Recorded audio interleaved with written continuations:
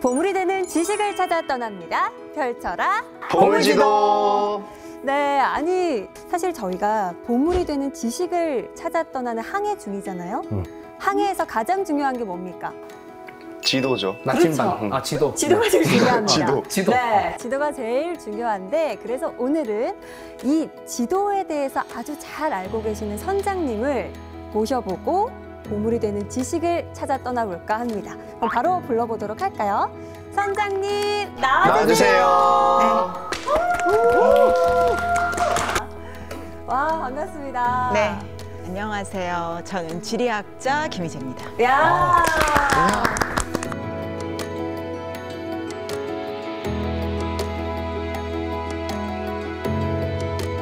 선장님, 저희가 네. 프로그램 이름부터 지금 지도가 들어갑니다. 나침반도 있어요. 네, 보물도 있고 바다도 있습니다. 맞습니다. 오늘 진짜 선장님을 위한 그런 프로그램과 또 세트장이 아닐까라는 생각이 드는데 사실 지리학자님이시잖아요. 네네. 우리 윤욱 씨는 지리학자님 실제로 본 적 있으세요? 제가 봤을 거라고 생각하시고 물어보는 건가요? 아니요, 당연히 그건 처음 보죠. 아, 처음 보죠. 네. 근데 저도 생각을 해보니까요. 지리학자 분을 처음 본 것 같거든요. 그렇죠. 네. 드물죠. 드물었던 것 같아요. 그러니까 역사학자분들은 아마 많이 활동하시고 또 TV를 켜면 많이 출연하시잖아요. 근데 지리학자를 아마 이렇게 실제로 보시는 거는 아마 기회가 흔치 않으실 거예요. 맞습니다. 그래서 또 선장님께서 지리학자가 멸종위기종이다 이렇게도 또 소개를 해주시더라고요. 그 정도로 이제 귀한 분을 모시고 오늘 항해 그럼 출발하도록 하겠습니다. 박수!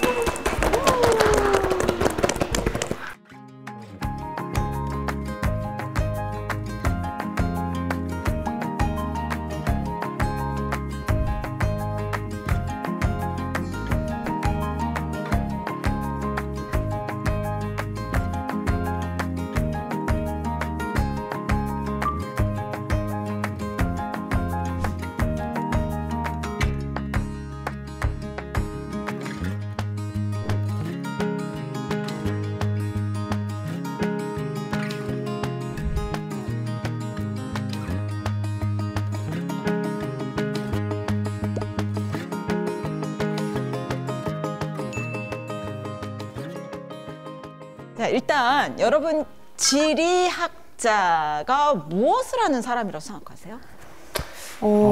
지리. 예, 땅 같은 거 보고 뭐 어떤 특성이나 이런 것들을 좀 연구해보고 파악하는. 그러니까 땅 밑에 있는 걸 연구하는 사람 지질학자, 그렇죠? 이제 땅 위. 근데 그거는 약간 조금 너무 광범위하잖아요, 그렇죠? 역사학자도 땅 위에 있는 거 연구하는 거고, 그렇죠? 아, 지형에 따라서 어떤 사회적인 것들까지 공부하는? 그렇죠. 아, 좋습니다. 어떻게 보면 여러분 문자가 생기기 전부터 우리는 지리학을 했을 수 있어요. 어디에 맛있는 열매가 열릴까? 채집. 어디로 가야 사냥을 해서 우리 식구들 먹여 살릴까? 수렵. 그러니까 우리가 원시 시대 때부터 사실은 우리는 지리를 했기 때문에 생존이 가능했다. 라고 볼 수 있어요. 그러니까 글을 모르던 시대에도 아마 자기 나름의 지도를 가지고 방향을 찾고 또 자기 생존에 유리한 곳을 찾는 본능이 우리 모두에게 내재돼 있지 않을까요? 아, 그러네요. 살아남기 네. 위해서는 또 지리적인 거를 파악을 할 줄 알아야 되니까. 근데 왜 지리학자가 이렇게 희귀해졌을까요? 제가 스스로 나 멸종 위기종이야 제가 그랬거든요. 아까 말했듯이 네. 폰이나 네. 뭐 워낙 기술들이 좋아서 네. 이제 사람이 직접 어떤 길을 찾거나 하는 이런 필요성이 좀 줄어들어서 그렇지 않을까요? 그것도 그럴듯한 추론이에요. 근데 이게 지리학자가 크게 두 파로 나뉘어요. 파가 있군요. 네, 육파와 영파. 육파와 영파요? 네. 왜냐하면 몸으로 뛰는 현장을 뛰는 지리학자가 있어요. 그러니까 육파. 네. 몸이 좀 고생스러운 현장을 뛰는 지리학자가 있고요. 그다음 이제 영파가 있습니다. 영혼이 고통스러운. 그런 게 아니라 아까 말씀하신 거랑 똑같아요. 그러니까 이제 GIS라든지 여러 기술이 발달하니까 현장에 가지 않아도 그냥 뭐 통계를 돌린다든지 어떤 사람의 이론을 응용해서 그냥 책상에 앉아서 연구하는 서양에서는 armchair geographer, 그래서 안락의자 지리학자라고 하거든요. 근데 여러분 같으면 6파가 좋겠어요? 0파가 좋겠어요? 만약 지리학자가 된다면? 저는 좀 개인적으로 현장을 돌아다니는 네. 현장에서 뭔가 느낄 수 있는 유파가 제 스타일일 것 같긴 해요. 역시. 자, 이런 사람들은 인공지능에 대체되지 않아요. 그러니까 지리학자도 제가 생각할 때 그럼 저도 6파로. 우리 저는 앉아서 편하게 역시 오해했네요. 오해했네요. 네. 대체되길 많이 원하세요? 움직였으니까 이제는 좀 편하게. 현장에서 계속 훈련 받으시고 그랬으니까 이해돼요. 근데 이제 둘 다 중요해요. 그러니까 이론도 알아야죠. 그래야 어떤 현장에 갔을 때 새로운 관점에서 통찰력을 얻을 수 있잖아요. 그런데 사실은 이 6파 지리학자가 되려면 할 게 많아요.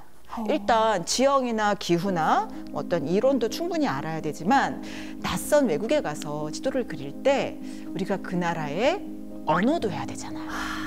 그죠? 그러네요. 뿐만 아니라 또 체력도 따라줘야 되잖아요.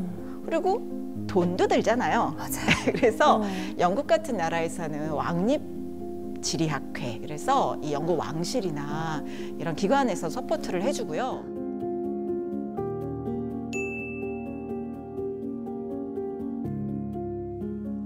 일본도 마찬가지예요. 정부가 이런 해외 지역 연구를 하는 지리학자들, 또 현장을 뛰는 여러 인류학자들을 지원을 해줘요. 그런데 우리나라는 이런 시스템이 거의 갖춰져 있지 않아요.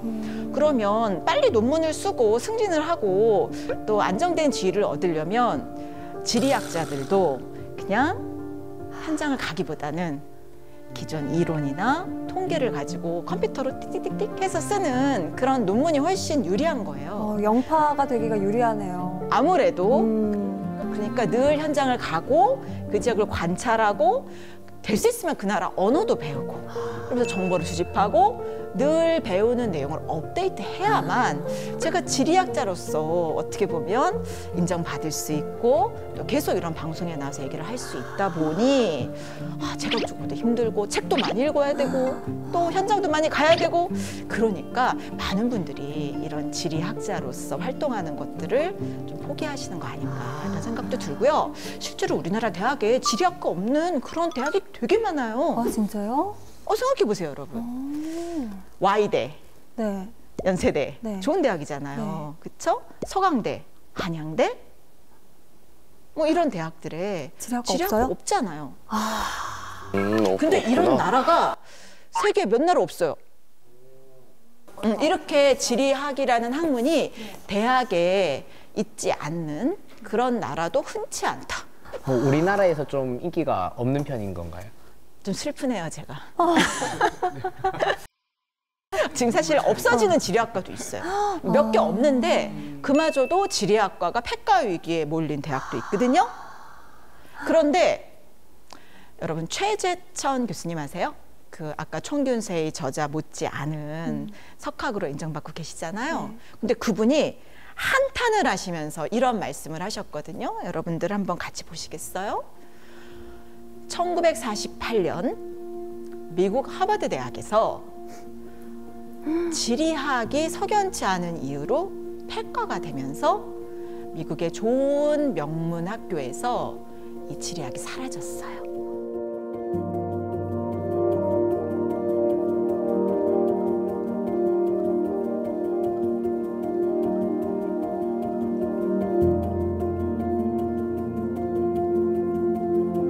그런데 여러분 그거 아시죠? 우리나라의 학문과 교육은 미국의 영향을 굉장히 많이 받았잖아요.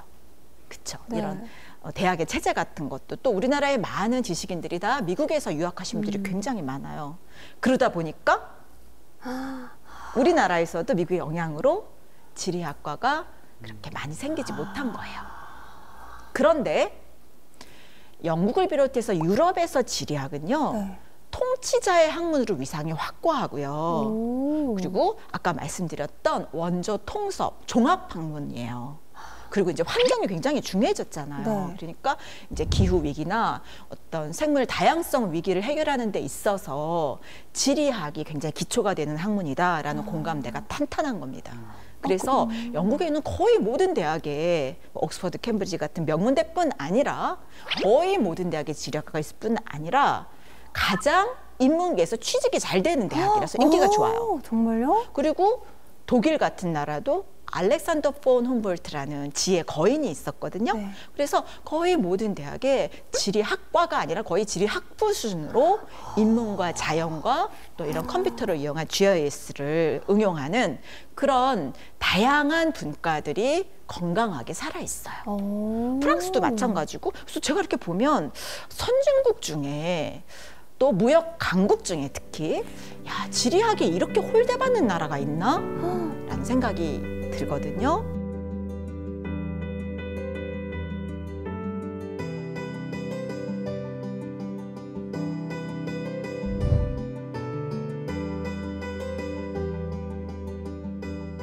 근데 왜 유럽이랑 미국이랑 이렇게 지리학을 다루는 분위기가 다른 거예요? 미국 같은 경우에는 굉장히 분과 학문에 그런 칸막이가 상당히 높고 전문성이 중시되는 그런 나라고 유럽 같은 경우에는 이제 식민주의 역사가 굉장히 길잖아요. 그러니까 어떤 나라를 통치하는 데 있어서 굉장히 지리학이 중요하다라는 그런 어떻게 보면 지혜와 통찰이 사회 전반에 있다라고 보시면 될 것 같아요.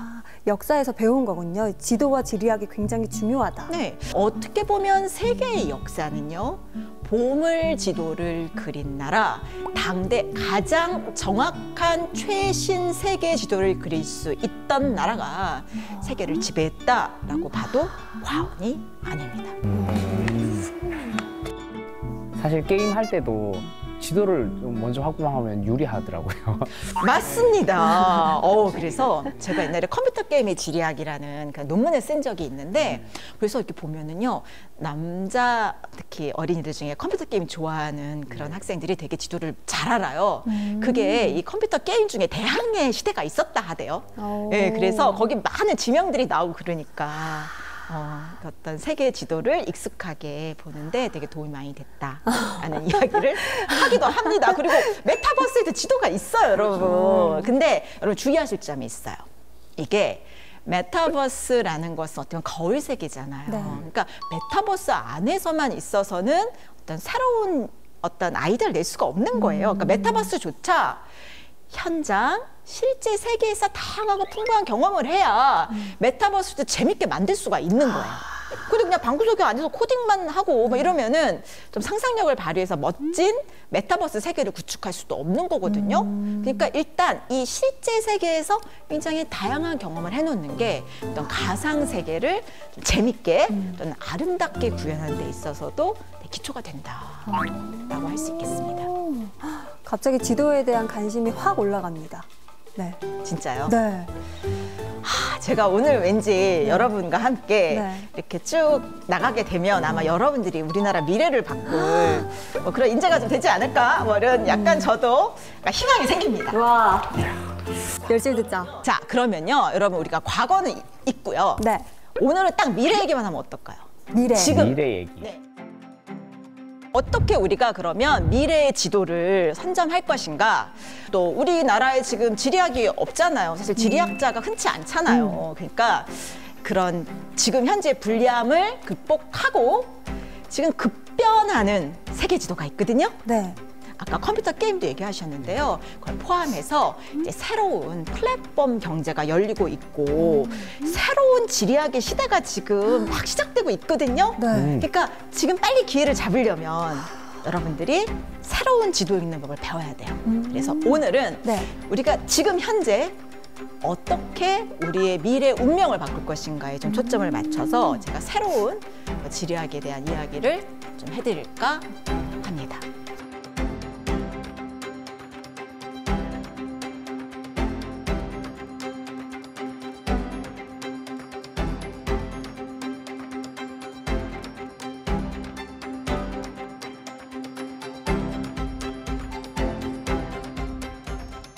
자, 그러면 지금 여러분 생각할 때 지금 세계를 움직이는 가장 파워 있는 사람이 누군 것 같아요?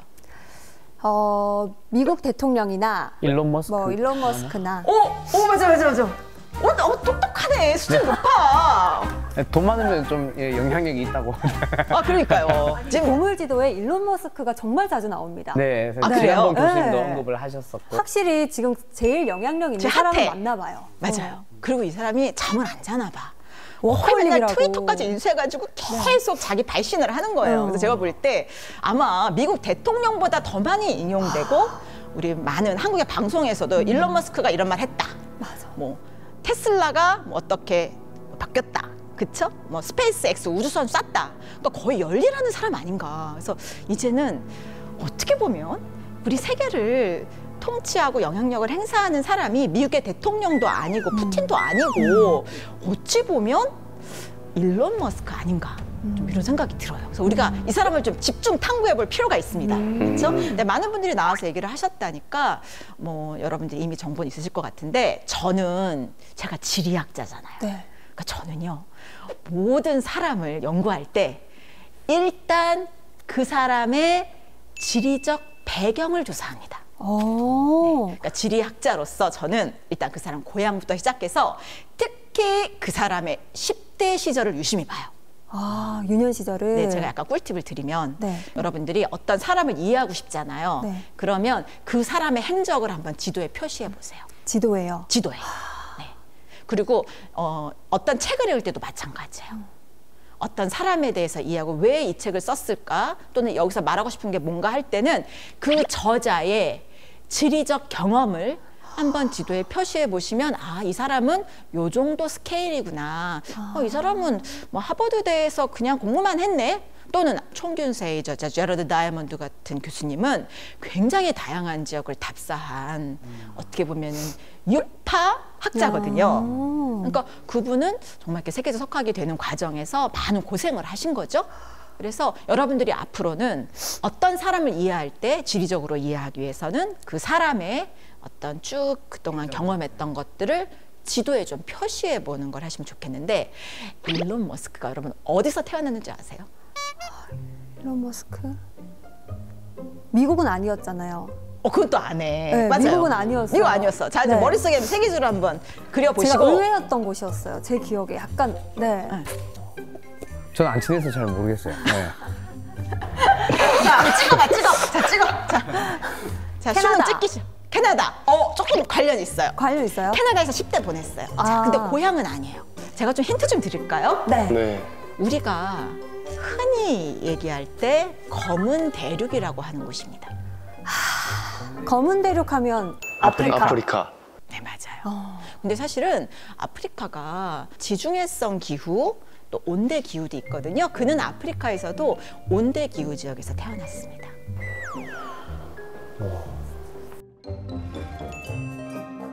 남아공. 맞습니다. 드디어. 사우스 아프리카. 아, 남아공. 네, 맞습니다. 그래서 남아프리카 공화국에서 태어났어요.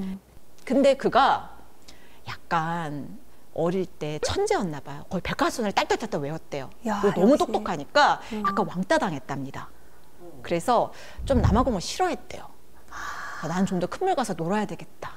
근데 사실 아프리카에서 유럽이나 미국을 가기는 굉장히 어려운 시대였거든요. 그래서 캐나다에 친척이 있다라는 그 주소 하나만 가지고 10대 때 혼자 캐나다까지 간 거예요. 그러니까 아까 캐나다 말씀하신 게 맞는 거예요.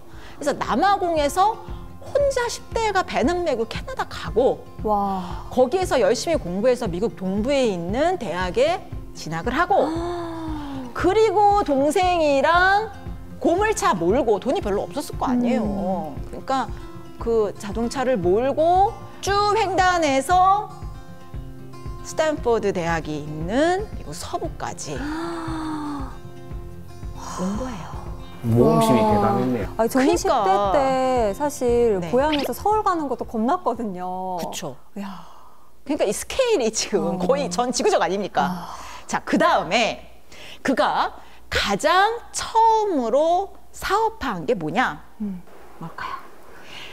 지도와 관련이 있는데요. 네. 그 샌프란시스코 일대의 전화번호부 그러니까 네. 어떤 회사가 있고 전화번호 옛날엔 그런 게 있었거든요. 네. 라떼는 공중전화에 놔둔 말이야. 생각나요? 네. 요새 애들 아마 모를 거예요. 그쵸. 근데 두꺼운. 네. 몰라. 그때 막 전화번호 외우던 시대야. 그때는 정말 그래가지고 이렇게 두꺼운 전화번호가 있었어요, 여러분. 근데 샌프란시스코에도 그런 게 있었어요. 그런 거 아니에요. 무슨 네. 상호가 나오고. 그런데 그거를 지도화하는 그런 프로젝트를 해서 얘가 돈을 많이 번 거예요, 20대 때. 와. 그게 첫 번째 프로젝트. 그러니까 지도를 받겠어요, 안 받겠어요, 평소에. 지도를 늘 끼고 다녔을 것 같아요. 그렇기 때문에 이런 사업의 아이템을 구상을 한 거죠. 지도를 봐야 되네요. 그렇죠.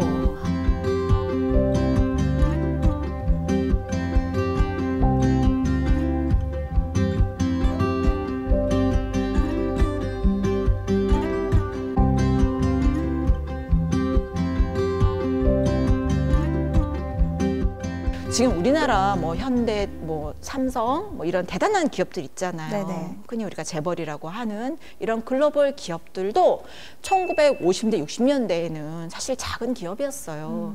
그런데 그 창업주들 얘기를 들어보잖아요. 네. 그러면 이분들이요. 막 다 세계로 나간 거예요. 그래서 그때 사실 1960년대, 70년대 우리 어떻게 보면은 다닐 회사도 없고 입사원서 내를 그런 기업도 없을 그런 시기에 사실 우리나라의 많은 선배들이 우리 선조들이 다 해외로 지도 펼치고 나갔었습니다. 제가 재밌는 거 하나 알려드릴까요? 그렇다면 궁금하잖아요. 그럼 이분들의 10대는 어땠을까? 맞아요. 그죠? 이게 지금 네. 맥을 같이 하는 거잖아요. 네. 근데 제가 아주 흥미로운 사실을 발견했어요. 이분들 10대 때 직업이 있었습니다. 근데 10대 때요? 네. 10대 때 가질 수 있는 직업이 많지가 않은데. 신문 배달. 맞습니다. 맞습니다. 예? 아 진짜요? 아니 찍었는데. 어떻게 아세요? 아, 신문 배달 하신 적 있어요 혹시? 저는 그 정도 세대까지는 아닌데. 대우의 네. 김우중 회장이요. 네. 10대 때 아버지가 갑자기 6.25 통해 헤어졌어요. 그래서 갑자기 가장이 된 거예요. 10대 소년 가장이. 이분이 방천시장에서 이 신문 배달을 해서 정말 어떻게 보면 소년으로서 가장 부자가 된 거거든요. 근데 그분이 나중에 회고를 해요. 내가 대우를 확장하는 과정에서도 세계 경영을 하는 과정에서도 내가 그 방천시장에서 배운 신문 사업의 노하우를 활용했다. 근데 여러분 신문 잘 돌리려면 어떻게 해야 돼요? 신문을 다 읽으려면요? 신문을 잘 돌리려면 어떻게 해야 돼요? 일단 빠릿빠릿 해야 될 순서를 거예요. 잘 정해야죠. 그렇죠. 그때 지도가 필요할까 안 필요할까요? 지도를 보면서 야 내가 어떻게 하면 빨리 돌리지? 그거를 매일 연구하는 거예요. 효율적인 길이랑. 네. 그리고 롯데 아세요? 네, 신격호 회장님. 롯데 신격호 회장님은 일본에서 하나 더 나가요. 신문 배달과 우유 배달. 우유 배달 어려운데. 우유는 더 신선하고 더 무겁잖아요. 네. 자, 현대 정정 회장은 하나 더 나가요. 이쯤 되면은 대결을 펼치시는 거 아닌가? 너 이거 했어? 현대. 할 거야. 정정 회장은 너무 시골이라서 신문 배달이 한 부밖에 안 됐대요, 동네에. 그래서 신문 배달을 할 수가 없었어요. 그 대신 신문을 보고 상습 가출을 하셨어요. 가출을 하셨습니까? 10대 때. 신문 보고 어디 일자리 찾아서 가출. 농사 짓기 싫어서. 장사하고 싶어서. 사업하고 싶어서. 더 큰 물에 갔어요. 그분이 20대 때 뭐 하셨냐면 쌀 배달. 쌀 배달. 자전거 타고 수도권을 다 다니신 거예요. 그러면서 이분은 어떻게 하셨지? 가출도 하려면 여러분 지도력이 필요합니다. 그러네요. 가출도 그러네요. 이게 쉽지가 않습니다. 용기가 있어야 됩니다. 네. 있어야 네. 부모님한테 안 잡히기도 하고. 근데 맨날 잡혀 돌아가요. 한 3번은. 근데 어쨌든 맞아요. 근데 핵심은 뭐냐? 네. 우리나라의 어떤 기업을 일구고 우리나라의 국력을 신장시킨 그런 1등 공신이었던 기업인들 10대 때, 20대 때 다 지도를 펼치고 뭐 하신 거예요? 배달을 해봤다. 배달을 했다. 그것은 공간 전략을 짜는 훈련을 매일 했고 늘 지도를 가까이 했고 또 새로운 지도를 그리는 사람이었다라고 정리 내릴 수 있을 것 같아요.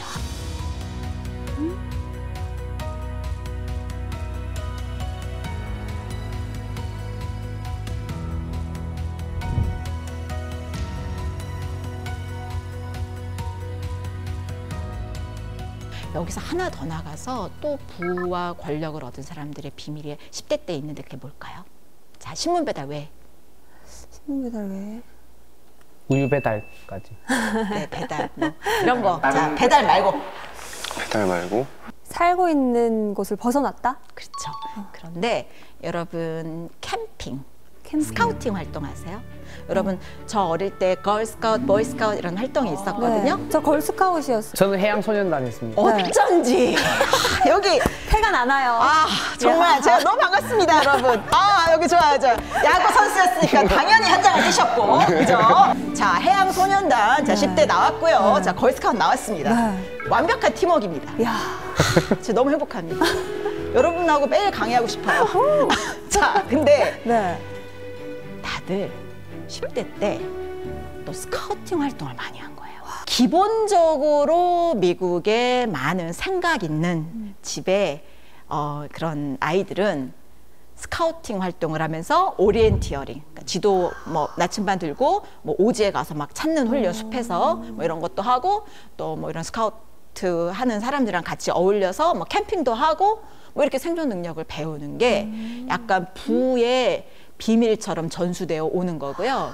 그래서 이제 이게 가장 높은 급이 이글 스카우트라는 게 있어요. 그러니까 계속 스카우팅 활동을 열심히 하면 계속 계급이 올라가요. 그래서 그 이글 스카우터 출신 중에 또 굉장히 부를 일군 사람들이 많은 거예요. 그래서 그 블룸버그 통신사, 그렇죠? 어떤 정보를 정제 뉴스를 제공하는 그 블룸버그도 역시 이런 스카우트, 이글 스카우트 출신이었고요. 여러분 코로나에도 무너지지 않았던 굉장히 강력한 유통 그룹이 있어요.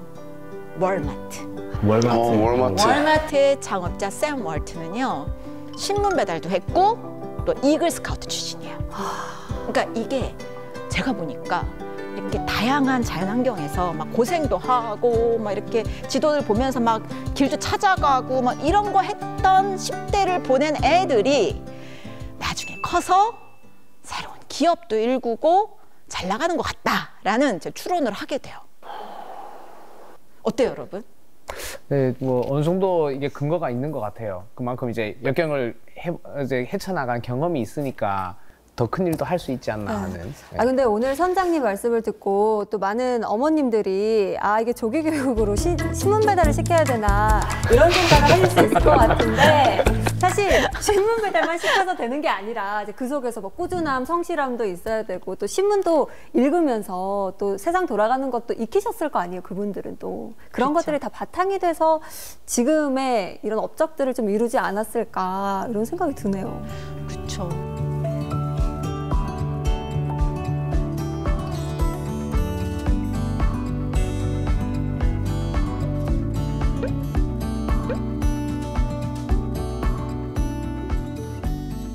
지금부터 미래가 어떻게 바뀌고 또 지금 현재 세계 지도가 어떻게 바뀌고 있는지를 제가 알려드리도록 할게요.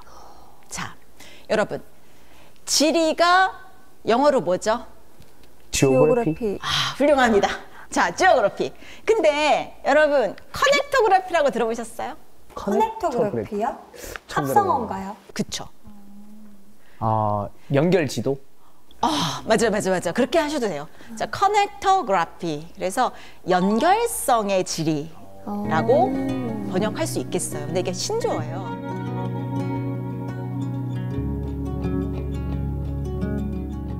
옛날에는 친구를 사귀려면 펜팔을 했어요. 그죠? 네. 그래서 생각 안 나죠, 여러분들? 했어요. 했던 것 같아요. 여러분 편지 안 써봤죠?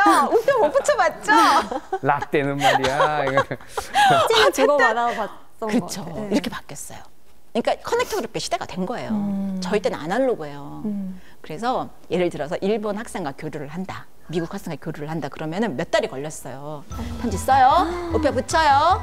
그러면 우체국 가요. 그래서 붙여요. 그러면 걔가 또 써서 와요. 그러면 한두 달 걸렸어요. 와. 그런 시기가 있었어요, 여러분. 돈도 들고 시간도 들었어요. 근데 요새 어때요? 그냥 뭐 바로바로 어디에 있든 세계 어디에 있든. 사실 저는 제가 삼성에서 근무해서 삼성 반도체 미주 수출팀 그때만 해도 팩시밀리를 사용해서 삼성도 팩스를 보내고 받았어요. 근데 어느 순간인가 이메일이 나오고, 그죠? 네. 그죠? 이메일. 자, 그 다음에 요새는 뭐예요? 페이스북, 그냥 SNS로 바로. SNS 바로 연결. 자, 이걸 뭐라 그러냐? 커넥터그래피 혁명이라고 이야기합니다. 혁명이에요, 여러분. 이것은. 이 커넥토그래피 혁명의 시대는 우리가 그동안 알았던 어떤 지리의 기본 기초와 가설마저도 흔들어요. 커넥토그래피 시대에 그럼 어떤 나라가 크냐 했을 때, 자, SNS나 이런 플랫폼 제국에서 가장 많은 사람들이 속한 나라 어딜까요? 인구가 제일 많으니까 네. 인도. 자, 나라가 지금 이제 두 가지인 것 같아요. 그러니까 우리가 흔히 알고 있는 그런 인도나 중국 같은 나라, 예, 맞아요. 인도가 이 IT 산업도 굉장히 발달했고 또 SNS 사용자도 굉장히 많아요. 근데 그 국가를 초월해서 연결하는 플랫폼으로 가장 큰 제국이 어디냐 했을 때는 바로 페이스북일 수 있습니다. 거의 30억 명에 가까워요. SNS가 그렇죠. 네. 그리고 유튜브가 거의 25억 명. 근데 제가 지금 말하는 순간 바뀔 수도 있어요. 계속 사용자 수가 변하거나 증가하잖아요. 그리고 뭐 인스타그램이라든지 이런 거. 그리고 중국 업체들도 상당히 높은 순위긴 한데 중국은 한계가 있어요. 만리 방화벽. 그래서 딱 중국 사람들이만 쓰는 그런 앱을 사용을 하기 때문에. 그래서 이런 식으로 했을 때 어떻게 보면 자유로운 그런 국가에서 시작된 페이스북이나 왓츠앱이나 뭐 이런 유튜브 같은 것들이 전 세계 제국을, 새로운 제국을 형성하고 있다라고 봐도 과언이 아닌 거죠.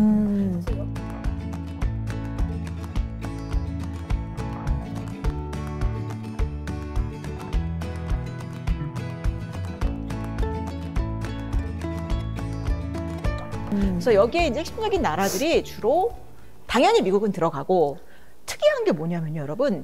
인도. 그리고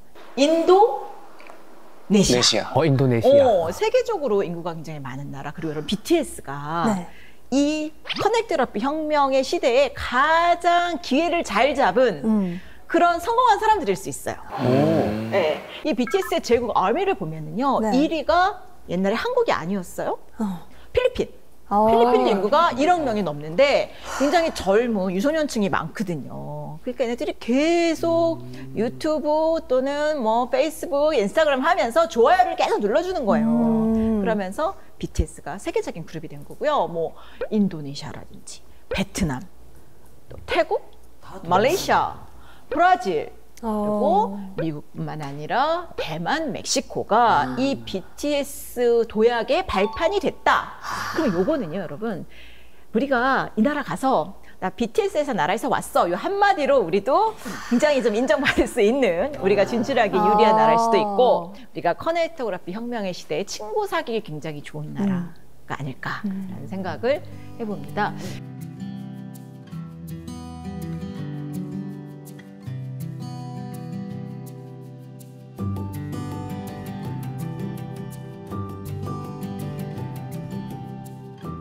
그리고 여러분 명심하셔야 될 게 있어요. 우리는 무슨 IT 그러면 항상 미국이나 유럽의 IT 중심지만 생각해요. 근데 그거 아세요? 실제로 IT 중심지인 실리콘밸리 사람들은 아프리카나 중남미나 인도나 동남아 지도를 보고 세계 진출 계획을 세우는 거죠. 아직 좀 기회가 많이 남아 있어서 그럴까요? 맞아요. 여러분 립프로그 현상이라고 들어보셨어요? 립프로그? 프로그는 개구리, 립은 펄쩍 뛰다. 점프. 낮은 곳에서 더 높이 뛰는 건, 더 높이 뛸 수 있다? 그렇죠. 개구리가 너무 편하면 안 뛰어요. 먹을 것도 많고 나 이렇게 편하네. 근데 뭔가 환경이 굉장히 열악하고 은행도 없고 뭐 상점도 없고 그런 나라일수록, 인프라가 열악하고 재밌는 게 없는 나라일수록 다 뭐만 보고 있어요? 스마트폰만 보고 있어요. 이용 시간도 길고요. 또 은행이 없으니까 계좌도 없었잖아요. 그런데 스마트폰을 딱 켜면 나만의 은행이 생기고 디지털로 송금도 할 수 있고, 또 스마트폰 하나로 은행 계좌도 만들 수 있고 또 인터넷 쇼핑도 할 수 있고. 사실 그 원조가 중국이에요. 중국 시골에 가면 뭐 쇼핑센터도 없고 아무것도 없으니까 알리바바 하나로 배송도 받고 갑자기 시장이 생긴 거죠. 그쵸? 뿐만 아니라 세계의 여러 나라와 연결도 될 수 있고. 그래서 어떻게 보면 중국이 그렇게 급격하게 세계 경제에서 도약하게 된 계기는 커넥토그래피 혁명을 잘 이용했던 나라일 수도 있는 거예요. 그 이후에 뭐 동남아나 인도도 마찬가지죠. 그러니까 이게 오히려 저개발구, 우리가 흔히 낙후된 지역이라고 하는 그런 곳에서 더 큰 디지털 시장이 열리는 거다. 이렇게 되면 게임의 규칙이 바뀐 거죠.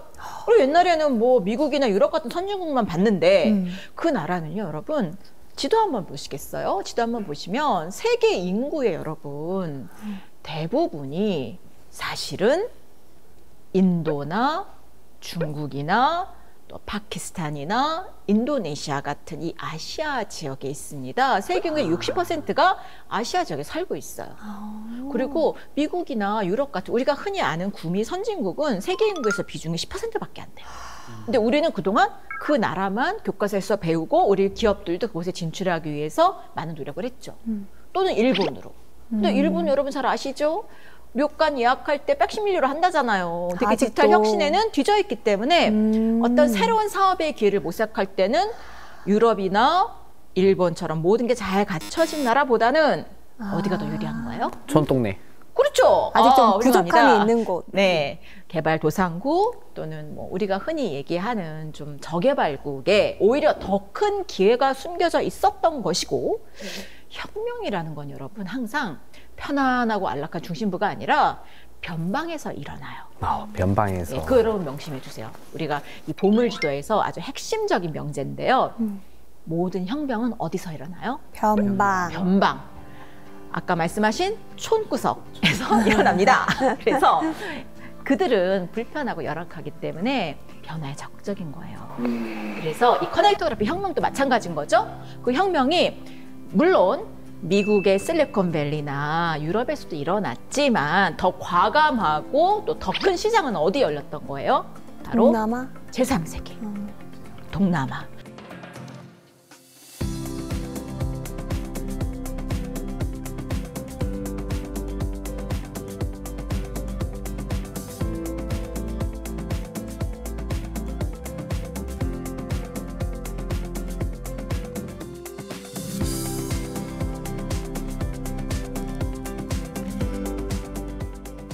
그래서 여러분 손정희 아세요? 네, 손정희가 일본이 너무 답답한 거예요. 네. 시장이 변화도 안 하니까 손절하고 알리바바에 투자해서 돈 엄청 벌어서 그 돈을 동남아와 인도에 집중 투자했거든요. 맞아요. 10년 전에. 스타트업의 아버지다 막 이렇게 또 네, 부르시잖아요. 맞아요. 근데 그가 봤던 지도가 저는 바로 이 지도가 아닌가 싶은 거예요. 어. 자, 핸드폰, 스마트폰이 등록된 대수를 보는 건데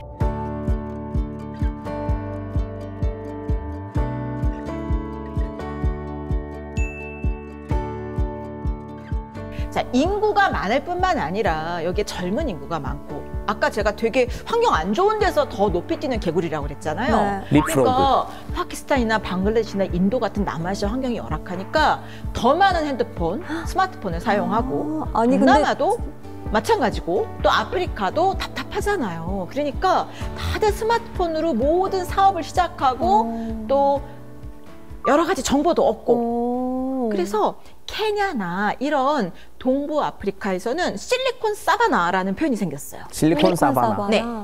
그러니까 뭐 사바나 동물의 왕국이죠. 네. 근데 여기에 많은 사람들이 스마트폰을 켜고 새로운 사업을 시작하는 거예요. 그리고 또 실리콘 와디 들어보셨습니까? 아니요. 와디는요 사막 기후 지역에 비가 오게 되면 네. 일시적으로 생기는 하천이거든요.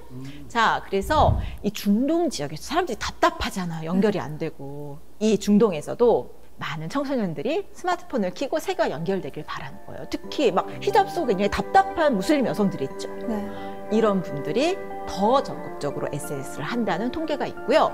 이걸 잘 이용해서 세계적인 기업으로 성장한 한국의 벤처회사도 있거든요. 네, 그래서 데이팅 앱인데요. 이걸 개발했는데 이게 중동에서 대박이 나요. 아자르라는 아자르. 네, 들어봤어요. 들어보셨죠? 그래서 이 아자르라는 것이 한국 기업인데 이게 원래는 돈도 별로 없고 그러니까 그냥 뭐 뉴질랜드나 호주에서 좀 시작해 볼까 했는데 실수로 전 세계로 갑자기 앱이 출시된 거예요. 근데 의외로 생각지도 않았던 중동에서 대박이 나서 이 기업의 별명이 뭐였냐면 중동의 카카오톡이었어요. 그러니까 이게 지금 우리나라 기업들이 워낙 기술력도 좋고 열정도 강하잖아요. 그러니까 세계로 지도를 펼치고 나가면 대박날 시장이 널려 있는데 그동안 우리가 어떤 고정관념에 빠져서 실리콘밸리만 바라보고 뭐 유럽이나 일본과 같은 안정된 시장만 바라본 건데 실제로 큰 변화, 큰 기회는 어디 숨겨져 있었던 거예요? 천동네. 네, 변방, 네. 저개발국에 있었던 겁니다. 그러니까 이게 지금 어떻게 보면은 세계 질서 또는 세계 지도가 바뀌는 시기라는 것을 입증하는 그런 사례라고 볼 수 있어요. 그러니까 기존의 세계 지도는 좀 잠시 있고 새롭게 열리는 기회가 표현돼 있는 보물지도, 이 미래 지도를 커넥터그래피의 관점에서 여러분들이 보시면 앞으로 여러분들은 꽃길만 걷지 않으실까라는 제가 생각을 해봅니다. 커넥터그래피.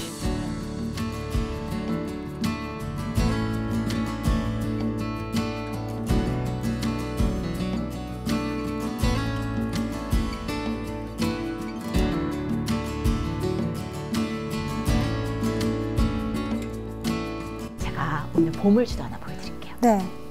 바로 IT, 이 스타트업 창업하기 좋은 그리고 많은 벤처 자금이 몰리는 곳을 표현한 지도인데요. 물론 실리콘밸리나 유럽에도 이런 곳들이 있지만 대부분의 핫스팟이 지금 어디 몰려 있습니까? 남아시아, 동남아, 중국 같은 이 아시아 지역에 몰려 있는 거 여러분 확인하실 수 있고요. 여러분들이 앞으로 해외로 진출할 때 또는 커넥터그래피의 연결성을 가질 때 눈여겨보셔야 될 그런 곳이 아닌가라는 생각이 듭니다. 그런데 좀 안타까운 게 있어요. 여러분들은 우리나라 교육과정과 교과서에서 늘 보던 지도가 네. 막 유럽이 막 크게 나와 있고 이 앞으로 정말 보물이 될 지역 아프리카, 동남아, 중남미는 굉장히 작게 표현된 약간 유럽 사람들이 가스라이팅하기 위해서 만든 지도가 아닌가 뭐 이런 생각이 드는 네, 그런 지도가 우리나라 현재 초등학교 사회과 부도에도 나와 있고요. 많은 교과서에서 유럽을 특히 대륙이라고 가르쳐요. 대륙 아니에요? 유럽이 대륙은 아니죠. 중요한 지역이긴 한데 유라시아 대륙이지 어떤 측면에서도 유럽은 대륙이 아닙니다. 그래서 앞으로는 여러분들이 이런 면적이 좀 정확한 지도도 많이 보셨으면 좋겠어요. 이게 면적이 정확한 지도인데요. 여러분 유럽 대륙이란 말이 쏙 들어가죠? 저게 실제 크기예요? 네, 맞습니다. 그래서 실제 면적에 의하면 또 실제 길이에 의하면 인도네시아는 미국보다 동서 길이가 훨씬 더 긴 나라인데 적도에 있다 보니까 굉장히 그 길이와 면적이 축소돼서 보여지는 거고요. 또 실제로 아프리카는 진짜 대륙이거든요. 그렇죠? 근데 우리가 아프리카의 크기도 굉장히 작게 인식하게 하는 이런 잘못된 세계 지도가 우리나라 교육과정과 교과서에 계속 등장하고 있어요. 그런데 제가 말씀드렸지만 앞으로 큰 기회는 어디 숨겨져 있다고요? 변방에. 그리고 제3세계에 숨겨져 있습니다. 그래서 지금부터라도 여러분들의 이 지도를 교정하셔야 됩니다.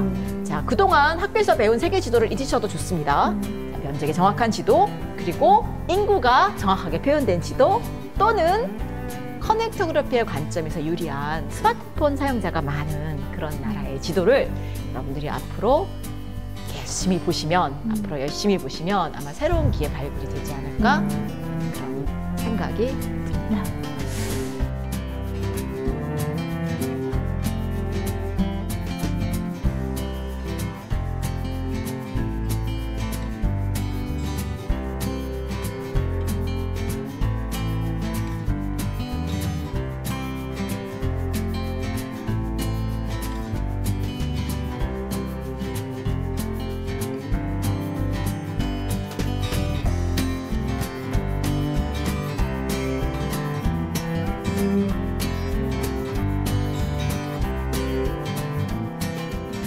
그러면 이쯤 되면 여러분들이 나 이제 좀 커넥트그룹 시대에 이제 많은 사람들과 연결되고 나도 BTS처럼 되고 싶어라는 그런 생각이 드실 것 같아요. 자, 그러면 커넥터그라피 시대의 인재가 될 수 있는 좋은 기회가 우리나라에서 열리거든요. 네. 자, 그게 뭘까요? 기회가 생겨요, 우리나라에? 네, 올 8월입니다. 이게 뭐냐? 뭘까요? 궁금해요. 잼버리라는 아, 스카우트들이 모여서 하는 축제예요. 아까 전에 말했던 뭐 네. 걸스카웃이나 이런 스카웃이요? 예.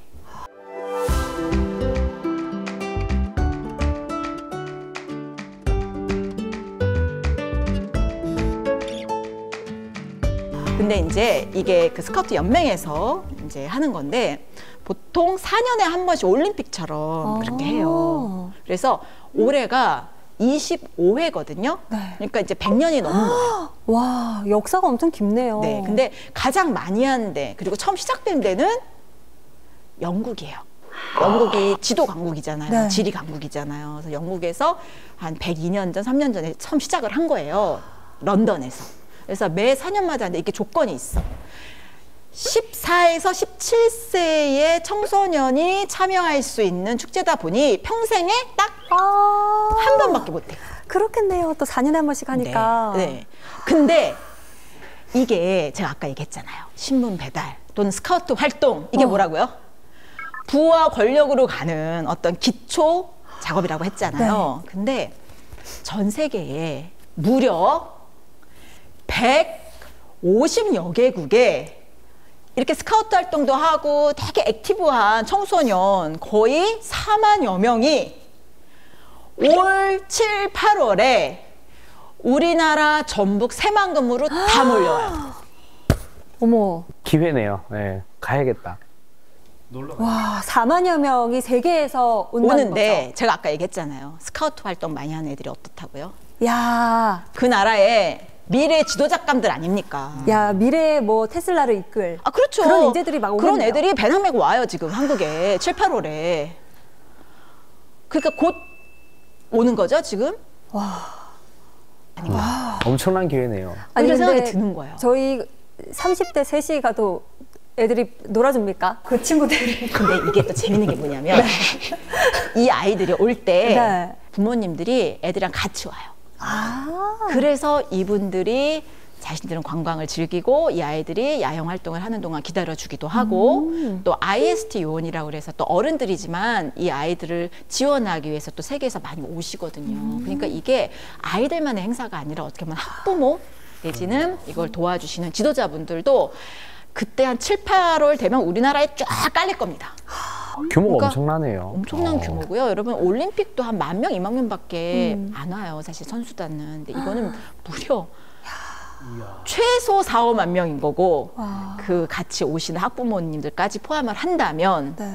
사실은 엄청난 우리나라의 커넥터그래피 혁명의 기회가 될 수 있는 그런 행사가 아닌가라는 생각이 드는 거예요. 저는 여기 버스킹 하러 가야겠어요. 너무 좋습니다. 좋아요, 좋아요. 그래서 기다려야 돼. 많은 사람들에게 뭐 저한테 돈 안 주셔도 되니까 연락처를 주세요. 그러면 이게 딱 커넥터그래피에 맞는 그런 새로운 어떤 본인을 홍보하고 또 본인의 어떤 장기를 알릴 수 있는 그런 기회가 아닌가 싶은 거예요. 이 잼버리 대회 모토가 뭐냐면 Draw Your Dream이에요. 꿈을 그려라. 근데 저는 거기다가 뒤에 좀 붙이고 싶어요. 지리학자로서. Draw your dream on the world map. 세계 지도에 당신의 꿈을 그려보세요. 어느 나라에서 온 친구를 사귀고 싶은지 한번 표시해 보세요. 그래서 저는 모두가 우리 온 국민들이 세계 지도를 펼치고 이 150개국의 위치도 좀 확인해 보고 어떤 나라에서 온 친구와 사귀고 싶은지를 한번 모두 생각해 본다면 우리나라가 이 BTS 못지않은 어떻게 보면 커넥터그래피 강국이 될 수 있는 그런 계기로 이 대회를 활용할 수 있지 않을까 하는 생각을 해봅니다. 와. 제가 여러분들께 소개하고 싶은 미래 지도입니다. 이야. 그러니까요. 일단 7, 8월에 열린다고 하셨죠. 네. 꼭 한번 일단 저희 셋은 노래하시고 저 열심히 박수치고 네. 좀 뭐 할까요? 공문지라고요? 공문지라고. 아니 우리가 이 보물지도 특집으로 해야 되지 않을까요? 그 잼버리 특집으로 피디님 좀 부탁드리겠습니다. 네.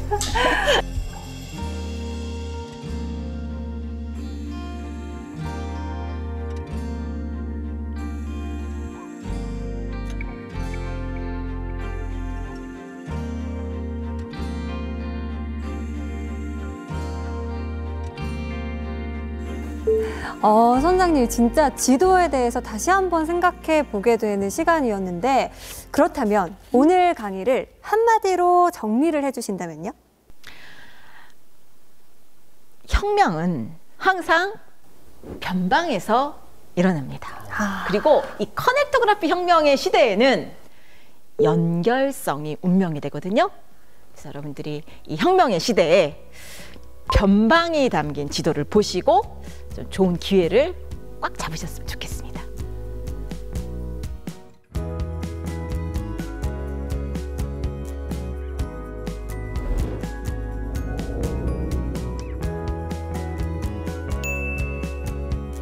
저도 약간 이런 모험심이 좀 있어가지고 안 가봤던 데 가보고 싶은 욕심이 좀 있어요. 그래서 사실 한 4년 전에는 오토바이 타고 버스킹 여행을 전국에 한 적도 있어요. 그래서 멋있어요. 전국을 돌아다니면서 이제 버스킹 여행하면서 아, 이런 곳에 이런 매력이 있구나, 이런 건 이런 것들이 있구나 하면서 또 그렇게 하면서 또 알게 된 사람들도 많고 확실히 어떤 이런 연결성이 또 중요하다는 걸 새삼도 느끼게 됐습니다.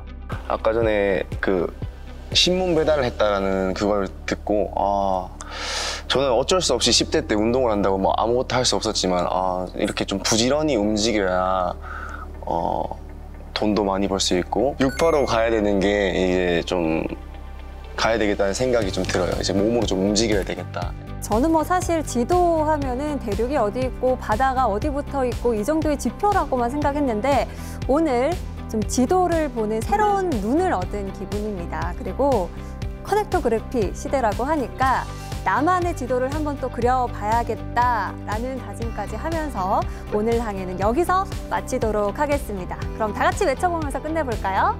자, 네. 외쳐보겠습니다. 찾아라 보물지도! 오늘은 조금 과거와 연관된 그런 지도인가요? 과거의 역사를 통해서 얻을 수 있는 교훈들을 어떻게 현재에 적용할 것인가.